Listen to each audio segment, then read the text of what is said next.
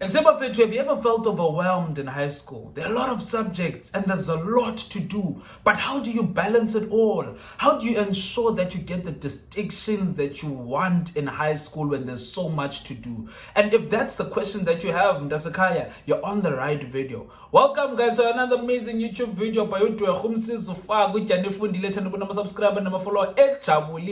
Guys, I'm so happy to have you back. Please enjoy this video because it will be very informative for you.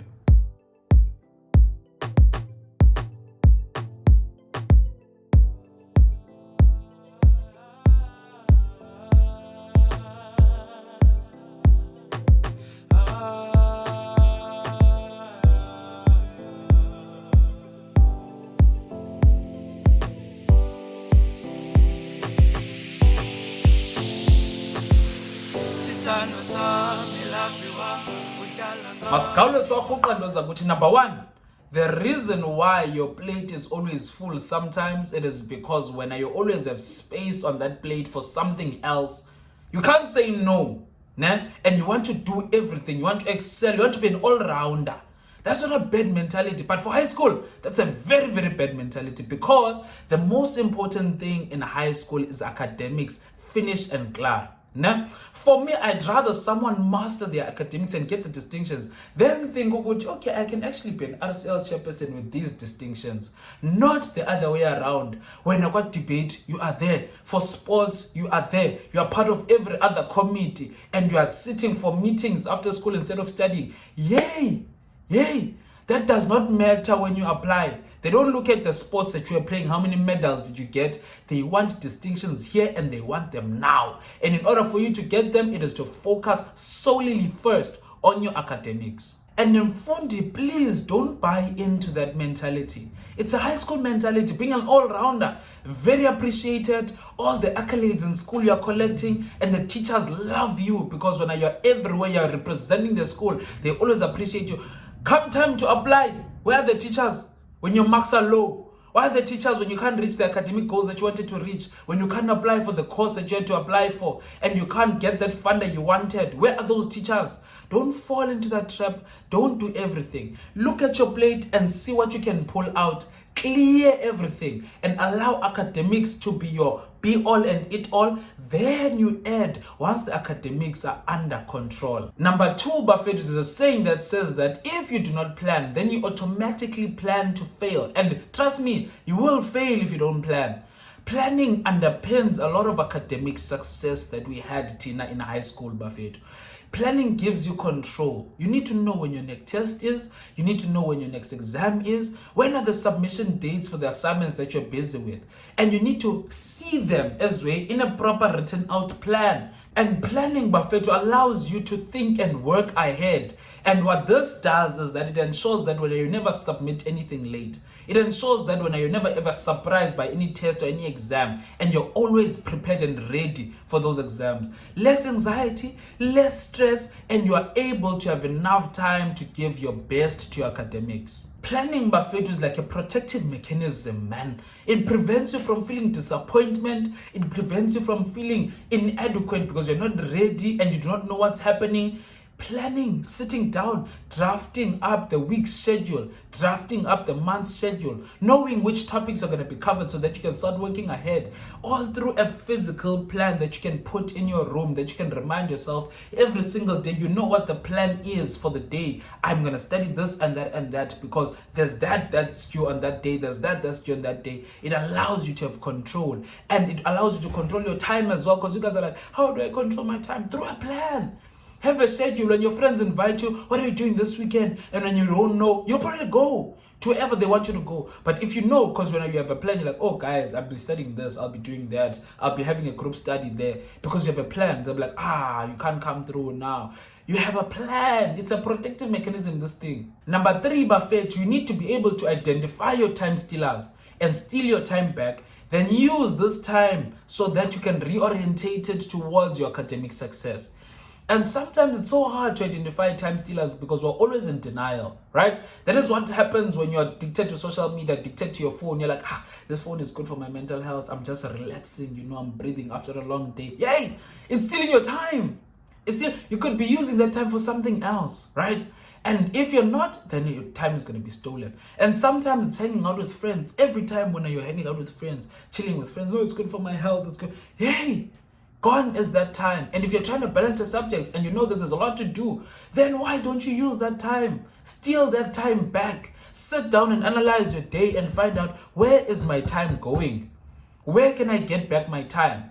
Right? And you realize, but there are a lot of pockets of time that you can use in your day towards your academic success, towards this balancing of your subjects. Steal that time back. Number 4, Buffet, to find the importance of every subject. If you still have that thing in your mind of undermining subjects, undermining teachers who teach certain subjects, guys, you are still gonna struggle to find a balance. You need to have a profound value for each subject and the contribution that it has to your academic success. Nah? Because at the end of the day, your general point score, right, or your aggregate point score is composed of all your subjects, and they all contribute to it equally. So all of these subjects are important, and it is important for you to understand and excel in all of them. So you have to have value for each and every subject.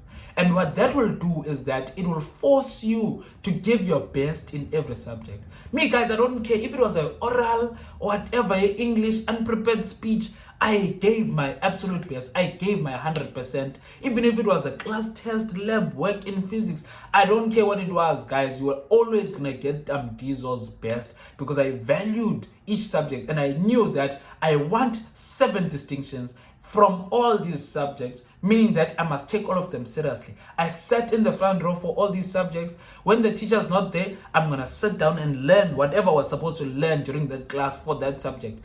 Pay that respect to that subject, and that subject will respect you in return. On that note, Buffet, of respecting your subjects, you need to create individual goals for each and every subject. You know, for example, in maths, it's 60. My goal is to get to 65, and this is how I'm going to do it. I know for LO, I'm 70, and I want to get to 75, and this is how I'm going to do it. I know that for life sciences, I'm 80, and I want to get to 85. So this is what I'm going to do to get there. Then at the end of the month or after every test, you look, oh, well, I did this, and my mark improved. Or my mark went down is because I didn't do this properly. You need to analyze for each and every subject so that you know, but I'm doing this to get a distinction here. I'm doing this to get a distinction here. So that you don't be surprised at the end of the day. Why didn't I get a distinction? Did you have a plan for distinction? Did you have a goal for a distinction? What did you do towards that goal? You didn't do anything. Then why are you surprised? Nah?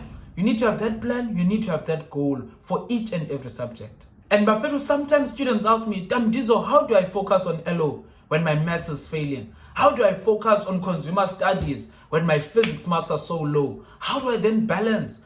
I tell them, in such circumstances, if your maths and science are failing, you're in a very dangerous zone.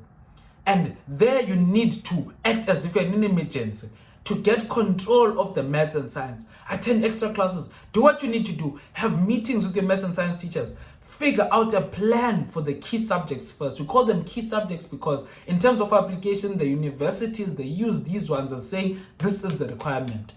For maths and science, you need to be getting these marks before we consider anything else. That's why we call them key subjects. Even though you have to value all your subjects, but these are key subjects. So in the key subjects, Buffet, and sure, start there.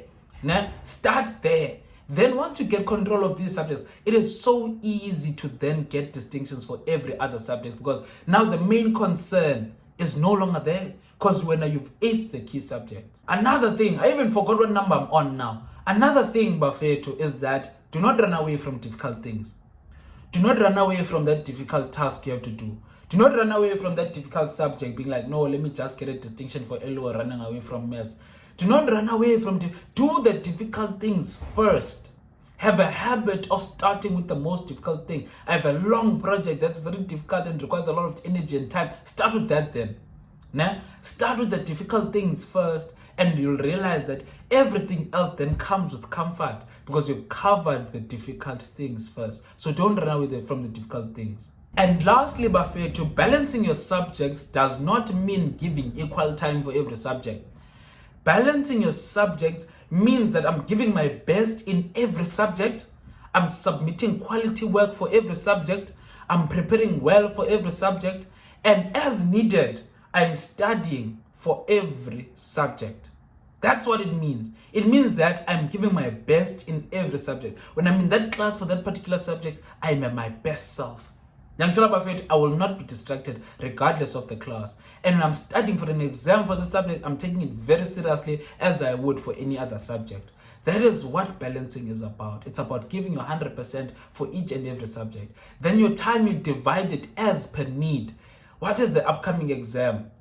What task needs to be done? You divide your time accordingly. But whenever you do something, you give your 100%.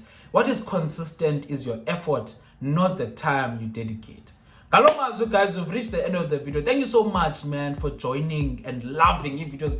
So guys, I'm back. Got full force, Buffet. We are fighting battles now with you guys. Remember, we're climbing that ladder and we're leaving it there for you guys to climb so that you can leave it there for someone else, because there's enough space for all of us at the top. Guys, please do not forget to like, to subscribe, to hit that notification button so that you're the first to know when Utam drops another banger like this one.